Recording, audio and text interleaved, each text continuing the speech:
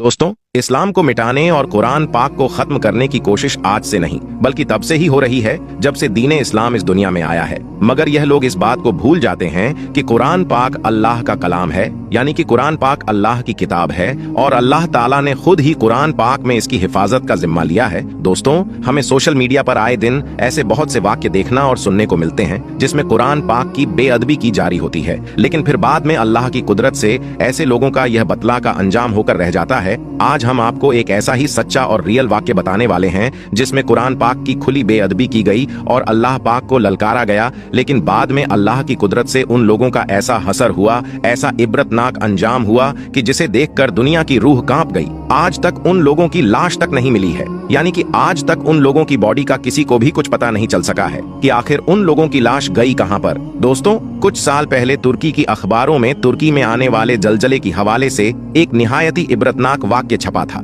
जिसे देखकर दुनिया हैरान रह गई थी। और यही नहीं, इस लेख के छपने के बाद बहुत से गैर मुसलमान ने इस्लाम भी कबूल किया था। इस लेख में लिखा गया कि तुर्की के बहरिया में समुद्र के किनारे पर एक शराबी अड्डा था। एक बार वहां पर कुछ शराबी लोगों ने एक डांस पार्टी रखी, उसमें काफी सारे लोगों को इकट्ठा किया गया। उस डांस पार्टी में नाचने और गाने वाली लड़कियों की बहुत बड़ी तादाद ने शिरकत की, यानी कि बहुत सी लड़कियों को नाचने के लिए बुलाया गया और शराबों और कबाबों की खूब महफिल सजाई गई। इस पार्टी में इजराइल से खास तौर पर यहूदी लड़कियों को नाचने और गाने के लिए बुलाया गया जो बेइंतहा बेहया थी और बेहुदा नाच गाना करती थी। और यही नहीं, इस डांस पार्टी में 30 से भी ज्यादा तुर्की जनरल भी मौजूद थे। इस लेख में लिखा गया कि जब यह डांस पार्टी जोरों में थी, सारे लोग नाचते और गाने में मशगूल थे, तब एक तुर्की जनरल ने अपने कप्तान के जरिए से एक कुरान पाक को मंगवाया और उसको पढ़ने के बारे में कहने लगा। यह सुनकर फिर उसके कप्तान ने कुरान पाक को पढ़ाना शुरू कर दिया। इसके बाद वह जनरल इसका मतलब भी पूछने लगा, तो इस पर उसे कप्तान ने नालमी का इजहार कर दिया, यानी कि वह कैप्टन कहने लगा कि मुझे इसके मतलब के बारे में कुछ मालूम नहीं है, लेकिन हाँ, मुझे इस बात के बारे में मालूम जरूर है कि इस कुरान पाक में अल्लाह ने एक जगह पर फरमाया है कि बेशक कुरान को हमने ही नाजिल किया है और बेशक हम इसकी हिफाजत करने वाले हैं। इतना सुनते ही वह जनरल गुस्से से लाल हो गया और उसने फौरन ही कैप्टन के हाथों से कुरान पाक को छीन लिया और उसको फाड़ दिया। फिर उन नाचने गाने वाली यहूदी लड़कियों और तुर्की लड़कियों के पैरों के नीचे फेंक दिया और चिल्लाकर वह जनरल कहने लगा कि इस कुरान को नाजिल करने वाला कहां पर है? जिसने यह कहा है कि हमें इसकी हिफाजत करेंगे, वह कहां पर है? कहां है इस कुरान को आसमान से उतारने वाला? देखो आज हमने इस कुरान के साथ में क्या किया है। अब दोस्तों, इधर उस जनरल का इतना कहना था, इसी दौरान वहां पर एक निहायती खौफनाक वाकया पेश आया। कहा जाता है कि उसी वक्त अचानक से एक खौफनाक रोशनी नजर आई। जिसने इस नजारे को देखा है उसने बताया कि उस रोशनी ने देखते देखते पूरे इलाके को अपने लपेटे में ले लिया और इसके बाद समुद्र फट पड़ा और फिर देखते देखते समुद्र में आकर कई शोले बुलंद होने लगे, साथ ही गोलों के फटने की आवाज भी आने लगी। इसके बाद अल्लाह ताला ने उस पूरे शराबी अड्डे को समुद्र के बीच में कर दिया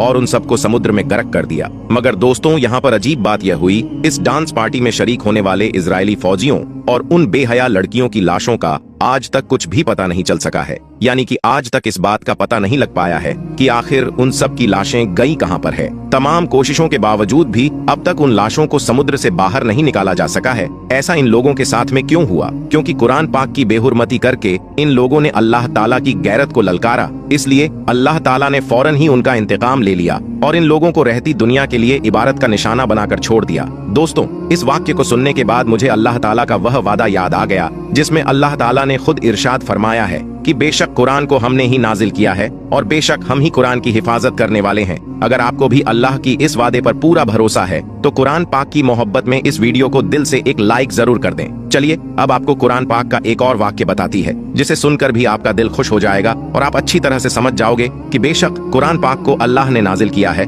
और अल्लाह ही कुरान पाक की हिफाजत करने वाला है। अब हम आपको जो वाक्य बताने वाली है, यह वाक्य 1973 का बताया जा रहा है। उस वक्त रशिया हुकूमत ने घर में कुरान पाक रखने पर पाबंदी लगा दी थी, मुसलमानों के नमाज पढ़ने पर पाबंदी लगा रखी थी, क्योंकि वह इस्लाम से सख्त नफरत करते थे और उनका मानना था इस कायनात को बनाने वाला कोई खुदा नहीं है, ये दुनिया अपने आप ही बनी है। दोस्तों, उन दिनों में एक मुस्लिम ऑफिसर था जो मास्को शहर में ट्रेनिंग के लिए चला गया। उसने वहां पर जाकर जो कुछ देखा हम आपको उसी की जवानी बताते हैं। वह मुस्लिम ऑफिसर कहता है कि जब मैं रशिया के मास्को शहर में पहुंचा तो वह दिन जुम्मे का था, इसलिए मैंने वहां पर अपने दोस्तों से कहा कि चलो जुम्मे की नमाज पढ़ने के लिए चलते हैं। तो ये सुनकर वह कहने लगे कि यहाँ की हुकूमत ने सारी मस्जिदों को बंद करवा दिया है। इस शहर में सिर्फ एक ही मस्जिद ऐसी है जो कभी कभार खुलता है। तो यह सुनकर मैं हैरान रह गया और सोचने लगा कि किसी देश की हुकूमत ऐसा कैसे कर सकती है। खैर, उसके बाद में मैंने उस मस्जिद के बारे में पूछा जो कभी कभी खुलती थी, तो उन्होंने मुझे उस मस्जिद का पता बता दिया। पता मालूम करने के बाद में मैं उस मस्जिद की तरफ चल पड़ा। बड़ी मुश्किल से मैं उस मस्जिद के पास पहुंच पाया। मस्जिद के पास जाकर मैंने देखा कि उस मस्जिद के दरवाजे पर तो ताला लगा हुआ था। वहां पर मौजूद लोगों से पूछने पर मालूम चला कि इस मस्जिद के बराबर में रहने वाले शख्स के पास में इसकी चाबी है। फिर मैं उस बराबर वाले शख्स के पास पहुंचा और मस्जिद खोलने के बारे में कहने लगा। मेरी बात सुनकर उस शख्स ने कहा कि मैं मस्जिद का दरवाजा तो खोल दूंगा, लेकिन अगर आपको कोई नुकसान पहुंचा तो इसके जिम्मेदार तुम खुद ही होंगे। ये सुनकर मैंने कहा कि देखिए जनाब, मैं मेरे देश में भी नमाज पढ़ता था और इंशा अल्लाह यहाँ पर भी नमाज पढ़ूंगा, चाहे इसके लिए मुझे कुछ भी करना क्यों न पड़ी। ये सुनकर उसने फिर मस्जिद का दरवाजा खोल दिया। दरवाजा खुलते ही मैं मस्जिद के अंदर दाखिल हो गया। मस्जिद के अंदर जाकर मैंने देखा कि मस्जिद के अंदर का माहौल बहुत ही गंदा था। मैंने जल्दी जल्दी मस्जिद के अंदर की सफाई की और उसके बाद में बुलंद आवाज में अजान देनी शुरू कर दी। अजान की आवाज सुनकर आसपास के सारे लोग मस्जिद के पास में इकट्ठा हो गए। बच्चे, जवान, बूढ़े सब मस्जिद के दरवाजे पर आकर जमा हो गए, लेकिन डर के मारे कोई भी मस्जिद के अंदर दाखिल नहीं हुआ। बाहर खड़े वह लोग सोचने लगे कि यह कौन शख्स है जो अपनी मौत को पुकार रहा है।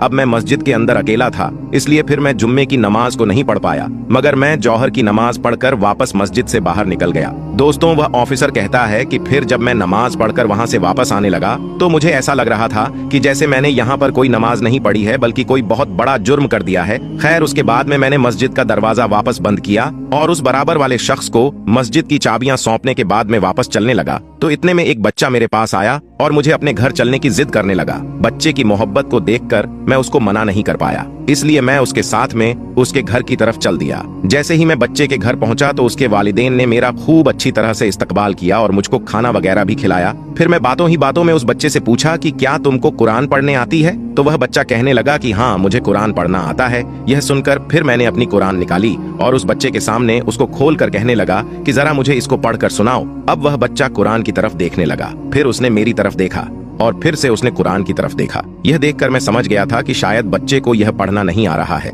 इसलिए फिर मैंने कुरान की एक आयत पर अपनी अंगुली रखी और उसको सीखने की नीयत से कहने लगा कि देखो बच्चे, इस तरह से पढ़ो। वह ऑफिसर कहता है कि अभी मैं एक लाइन ही पढ़ी थी कि इसके आगे फिर वह बच्चा फर फर पढ़ने लगा और फिर कुरान को बगैर देखे ही पढ़ता चला गया। यह देखकर मैं हैरान रह गया। फिर मैंने उसके वालिद से पूछा कि हजरत, यह क्या माजरा है? तो उन्होंने मुस्कुराकर कहा कि देखो, दरअसल बात यह है कि यहाँ की हुकूमत ने घर में कुरान को रखने पर पाबंदी लगा रखी है। अगर किसी के घर में कुरान पाक की आयत का एक टुकड़ा भी मिल जाता है तो उसके तमाम खानदान का कत्ल कर दिया जाता है। इसी वजह से हम अपने घरों में कुरान को नहीं रख सकती हैं। यह सुनकर मैं और हैरान हुआ और पूछने लगा कि फिर इस बच्चे ने कुरान पढ़ना कहाँ से सीखा? तो उसके वालिद ने मेरी सीरत पर जवाब देते हुए कहा कि देखो, हमारे आसपास में ऐसे बहुत से लोग हैं जो कुरान के हाफिज है। बस हम अपने बच्चों को उन्हीं के पास में भेज देती है और वह हमारे बच्चों को कुरान अपनी जवानी याद करवा देती है और फिर एक ऐसा वक्त आता है कि हमारे बच्चे भी कुरान हाफिज बन जाते हैं। उसके वालिद ने बताया कि हमारे यहाँ पर किसी के पास भी कुरान नहीं है,